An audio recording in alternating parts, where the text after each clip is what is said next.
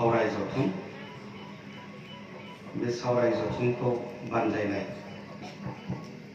दुलाराय बाथौ गौथुम माइनाव आफादनि स्पिकार बुंथिगिरि बेवहायनो बाहागो लानो हानाय माइनाव आफादनि आफादगिरि गाहाय नेहाथारि आरो गुबुन गुबुन बिबानाव थानाय बिबानगिरि बिथांमोन थान्दै मेलखौ बेखेवनानै होलांनाय बिटिआरनि इयुन धनन्जय बसुमतारी आदा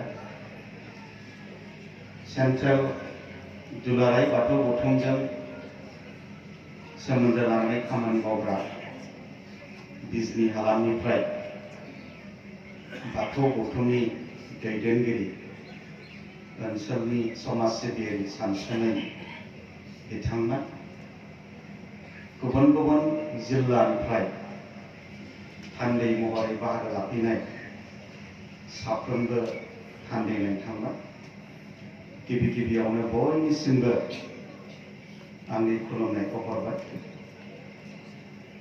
हाबाफारि बायदियै बराय बिबुंथि गुसुं होनानै नोंथांमोननिफ्राय बिदाय लालांनो सानदों मानोना गुबुन मोनसे हाबाफारि बाहागो लाहैगोन गाबोनबो सम मिलायोबा नोंथांमोनजों दान्दिसे नुजागोन नोंथांमोना धेमाजि जिल्लानिफ्राय फैदों जिल्लायासो धेमाजि जोबथा बर' जायगानिफ्राय फैनायबो थागोन जनाइनिफ्राय जाय जायगायाव जोंबो थांबाय फरायसा आफादाव खामानि मावनाय समाव बिश्वनाथ जिल्ला सनितपुर जिल्ला खोनानो मोनदों सफैदोंना सफैयाखै कार्बि आंलं जोबोद गोजाननिफ्राय ट्रेन गाखोनानै दहाय फुङाव नोंथांमोना बिजनी मोनफैबाय सोनाबनिफ्राय श्रीरामपुर गसाइगावनिफ्राय जागायनानै चिरांसिम बाक्सासिम गोजान गोजाननिफ्राय सौफैबाय जोबोद गोजाननिफ्राय दा एसे गोजाननिफ्राय सौफैनानै जों बानजाय आफादा नोंथांमोननो मोजां थानायनि सुबिदा मोजां जानायनि सुबिदा जिरायनायनि सुबिदा बेफोर फेसिलिटिफोरखौ होनो हायाखै बेनि थाखाय नोंथांमोननि खाथियाव निमाहा बिबाय एसे गोजाननिफ्राय फैनाय थान्दैफ्रा मैयानो सफैखानानै थाफैनायनि खाबु जानांगौमोन मोजां केम्पआव थाग्रायाव थानानै दिनैनि थान्दै मेलाव गाबोननि जानो गोनां हाबाफारियाव बाहागो लानायनि खाबु मोननांगौमोन दा बैफोर फेसिलिटिफोरखौ नोंथांमोननो होनो हानाय जायासै बेनि थाखाय नोंथांमोननि खाथियाव निमाहा बिबाय जों जिखिनि थानो थाखाय सुबिदा होबाय जों जिखिनि जानो थाखाय होबाय बेखौनो बजबना लानानै दुलाराय बाथौ गौथुम माइनाव आफादनि थांखि आरो नोजोरा जाफुंसारथों बेखौ सिगाङाव दोननानै नोंथांमोना नोंथांमोननि जथुमनायखौ जाफुंहोलांगोन बेखौ आसा खालामबाय आरो बेखायनो दिनै आरो गाबोन जानो गोनां नोंथांमोननि जि डेलिगेट आरो सावरायनाय बेवहाय बिजनी हालामनि बे पेटागाव लेसियागावआव नोंथांमोनखौ बरायनाय जाबाय गोसो गोथारै आरो जों नोंथांमोनखौ नाजावनानै लाबाय दहाय जागायनायावनो मोजांथार आरज मेथाइ दोंसे रोजाबनानै दिनैनि जे थान्दै मेल बे थान्दै मेलाव सफैनाय गोजाननिफ्राय खाथिनिफ्राय सफैनाय साफ्रोमबो थान्दैफोरखौ गोजोन होबाय सोरबा मेंदोंमोन टेन्टनो ओंखारदोंमोन बानाय मोनदोंमोन आरज मेथाइनि गेजेरजों नोंथांमोना गोसोखौ स्रां खालामबाय बाथौनि गोबां हाबाफारिनि गेजेराव बे आरज मेथाइयाबो मोनसे गिदिर आयदा आरो बे मोजांथार आरजखौ रोजाबनानै थान्दै हरखौ गोजोन होनायनि थाखाय बिथांमोननि थाखाय खेबसे नोंथांमोना आखाइ खबनांगौ आं नोंथांमोनखौ खावलायदों।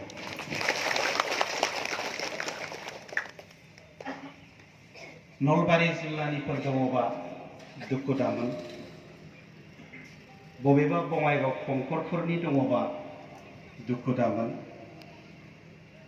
बबेबा बरपेटा जिल्लानिफोर दंफैयोबा दुखु दामोन। नलबारि जिल्लाया बिटिसिनि बाहेराव थाबाय, थामहिनबा बड'लेण्डनि बाहेराव थाबाय, खंखरफोराबो बड'लेण्डनि बाहेराव थाबाय, बरपेटायाबो बड'लेण्डनि बाहेराव थाबाय। बै जायगाफोराव थासारिजों रायलायनायनि सुरफ्रा एसे सोलायलांबाय आरो गाननाय जोमनाय थानाया एसे सोलायलांबाय। मोनसे समाव माब्लाबा जों जायखौ हारसा होननानै बुङो असमिया जालांनोबो नागिरबायमोन, जालांबायबो, जायखौ सरनिया होननानै बुङो। धोरोमाबो सोलायलांबाय, नाथाय जायगा जायगा थाङोबा नुगोन, जोंबो थांबाय, रावा एसे सोलायदों जानो हागौ, थासारिखौ लानानै असमिया मिडियाम फरायबाय जानो हागौ, थासारिखौ लानानै मेख्ला गानबाय जानो हागौ, नाथाय बाथौआ गोमायाखै, बाथौआ थांनानै दं। जों नेपालावबो थांबाय, आं नेपालाव थांबानो सानखादों नेपालनि बर' गामियाव हाबाबा थांफिननाय जानाय नङा, हाबलांनांगोन।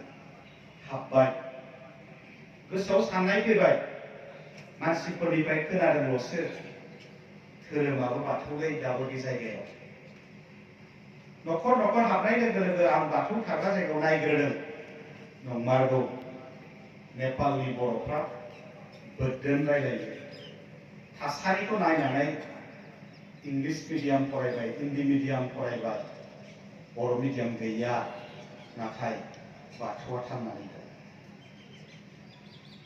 बेबायदिनो खाथिथार जोंनि चिरां जिल्लाजों नांजाबनाय बङाइगाव जिल्ला, खंखरफोरथिं बिथांमोनाबो हारसा राजबंसि गेजेराव थायो, गोबां थासारि, नाथाय बिथांमोनाबो धोरोमखौ नागाराखै, बाथौखौ नागाराखै। जानो हागौ बेनिखायनो जोंनि लिरगिरिफ्रा, थुनलाइगिरिफ्रा, बाथौ सिबियारिफ्रा बे बाथौ धोरोमखौ बुंदों बर'नि गुदि धोरोम। बबे समनिफ्राय दंमोन नोंबो मिथिया, आंबो मिथिया, नाथाय दङ, गोदो गोदायनिफ्रायनो दङ। बेनिखायनो बुंदों जानो हागौ गुदि धोरोम, गोदो गोदायनिफ्रायनो दङ। दा नाथाय दुखुनांथावा बेनोल', दा नाथाय गोबां लिरगिरिफ्रा, गोबां सानसुमैफ्रा बाथौनि सायाव बिसार खालामनानै गोबां लिरबाय, खिन्थु धोरोमाव गावस्रालायनाय दं। सोरबा गुरु ओंखारगोन बेजों दैदेनजागोन, सोरबा जाना गुरु ओंखारगोन बियो दैदेनगोन। बियो ख्रिस्टियानावबो दङ, मुस्लिमावबो दङ, ख्रिस्टियानाव गोबां दङ, केथलिक, एनएलसि, बेप्टिस्ट, मुस्लिमाव शिया, सुन्नि, नाथाय माने संबिधाना मोनसे बायदों, नाथाय संबिधाना मोनसे खरान। ख्रिस्टियान धोरोम नांगौबा बाइबेलखौ बोलानानै नाय, मुस्लिम धोरोम नांगौबा खरानखौ नाय, हिन्दु धोरोम नांगौबा भगवत गीताखौ नाय। जोंनियालाय मा? जोंनिया मा? जोंनियाबो जौ जौ हाजार हाजार बोसोरनिफ्राय, सिखोना जोहोलावमोननिफ्राय, राजा इरागदावमोननिफ्राय बै पान्डुलिपिया, संबिधाना दंनायमोनब्ला जोङो जिखि दालाय दालाय गावसाया मानो बाथौआनो होननो हानाय जोंबो हागौमोन। बियो जोंहा जाबोआसै थाबोआसै। बेनिखायनो दिनै गावस्रानो खाबुखौ मोनदों। थेवबो दिनैनि सानसुमैफ्रा, दिनैनि दैदेनगिरिफ्रा मोनदांनानै बुजिनानै हयथ' गोबां बिजाबफोर लिरबाय। बिथांमोन लिरनायखौ थान्दै बेलाव सावरायनानै नैबे गोरोन्थि दं सोदांनांगोन, नैबे गोरोन्थि दं सोदांनांगोन, नैबेखौ दाजाबदेरनांगोन, बेफोरखौ सावरायनानै कारेक्सन खालामलांनायनि मिटिङानो जाबाय थान्दै मेल, थान्दै जथुम। आरो बेवहाय नोंथांमोना बेफोरखौ सावरायनांगोन। माइनाव आफादनि खामानिया मा मा, लाइमोन आफादनि खामानिया मा मा, फेरेन बडिनिया मा मा, दिनैसिम फालिबाय थानाय नेमफ्रा माया गोरोन्थि दं, थिगैनो दङबाथ' दं, बैफोर बाथ्राफोरखौ सावरायनानै नोंथांमोना मोनथाम मोनब्रै मोनबा रिजोलिउसन लानानै फैगौ फेरेन बडिनि जथुम्मायाव माइनाव आफादनिफ्राय बे रिजोलिउसनखौ लानानै थांगोन जे ओरैबायदि जानांगौ। बेयो जाबाय थान्दै जथुम। बर'फ्रा बाथौ सिबियारिफ्रा बोरलि होयोमोन। इसोर सोरबा दं, नुवाथारि जायखौ बुंबाय, गुफुर ना गोसोम, गोजौ ना गिदिर, सेंग्रा ना सिख्ला, सानबोलावरियाव जाखांफैदों, नाथाय प्रेक्टिकेल जों नुवाखै, बेखायनो नुवाथारि होनबाय।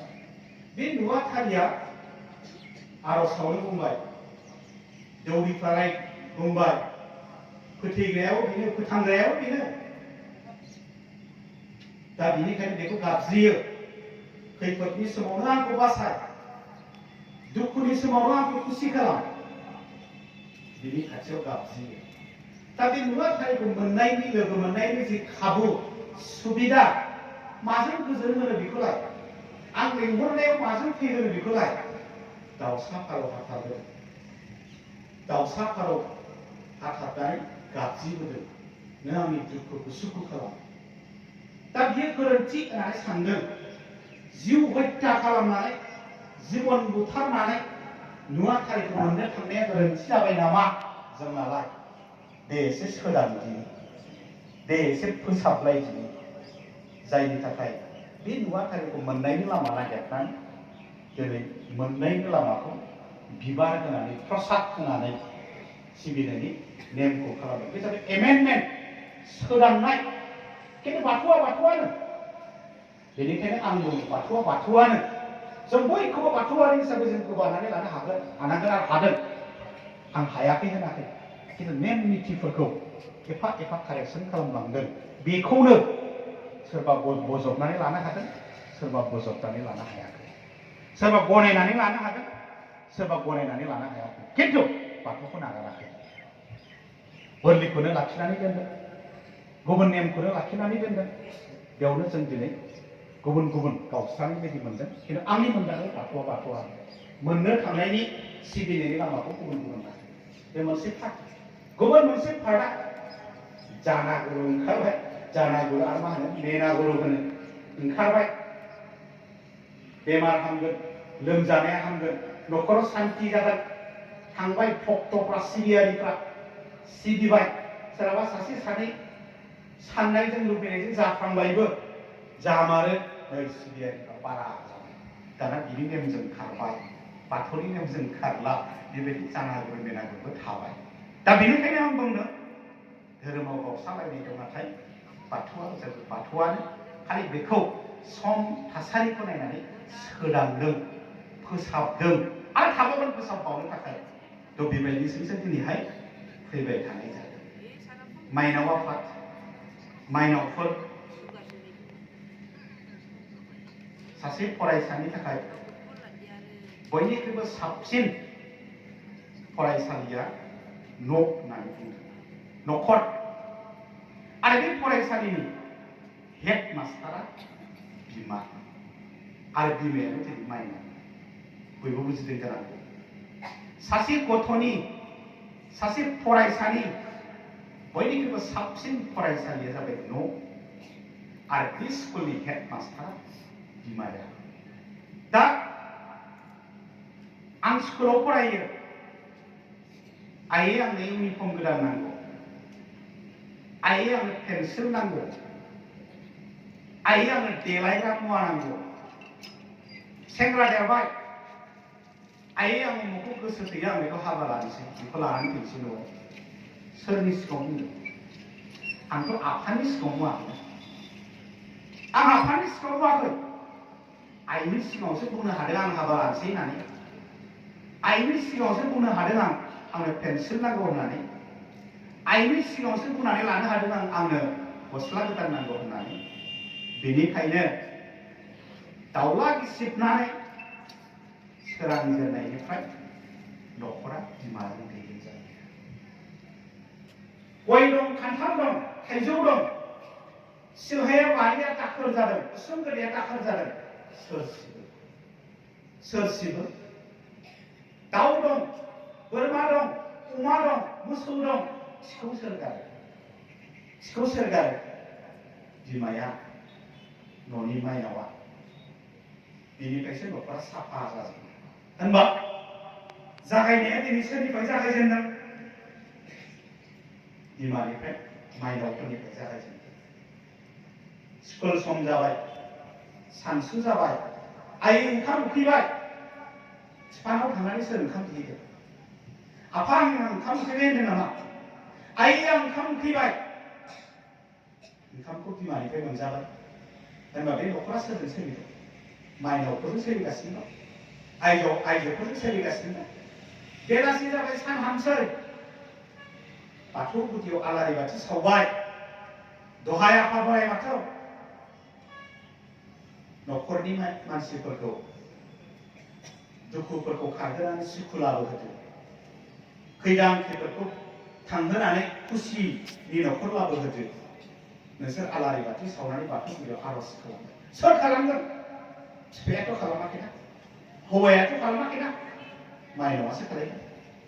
दा बेनिखायनो जायनि न'खराव माइनावा थिग, जायनि समाजाव माइनावा थिग, जायनि हारियाव माइनावा थिग, जायनि देशआव माइनावा थिग, पृथिबियाव माइनावा थिगबा गासिबो थिग, गासिबो थिग जायो।